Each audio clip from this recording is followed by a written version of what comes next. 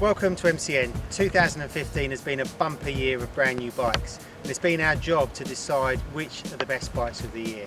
We're here at Brooklands Motor Museum and we've got all 14 of our award-winning bikes here. This is the Yamaha R3, it's won our sub 500cc category.